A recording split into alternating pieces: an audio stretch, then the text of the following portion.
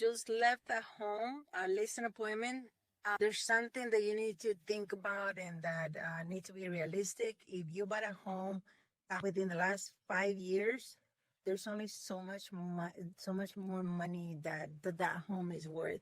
Okay, and if you didn't do much to update it after you bought it, if there's things that need to be done, the better that is presented, the more money you're going to be able to get out of it, right?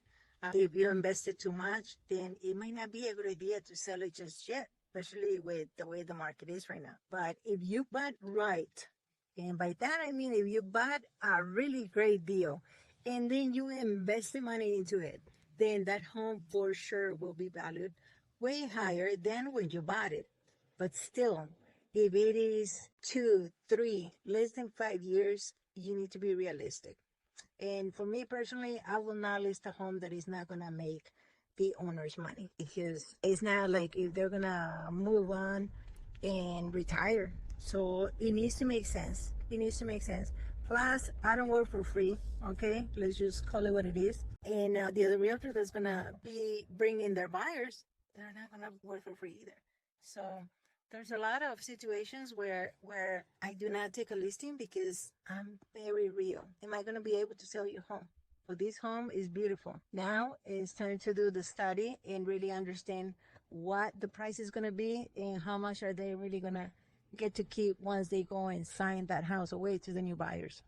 So I think that right now, in this economy, we need to be very, very real. And they're going from a bigger house to a smaller house. So there's a lot of things to be considered. Are they going to go buy new? Nope. They don't want to have nothing to do with HOA. They don't have an HOA. So that's a huge selling point. And then there's the marketing. You need to make it happen. So let's see how that goes. But I just thought that I would come here and tell people, if you are trying to sell and you have not been in your home for 5 years, really pay attention to what it is that you are going to net on that home, and if that is going to propel you into the next stage of your life. There's other circumstances where you have to sell, and on those circumstances, well, get it sold and move on. Okay, I'm very honest like that because life is real, and if you know the reason why some homeowners are needing or having to sell, it's a lot easier to be able to serve them, right? But on the same token, there's people that they think that they need to sell because, like in a sad circumstance, they're getting divorced.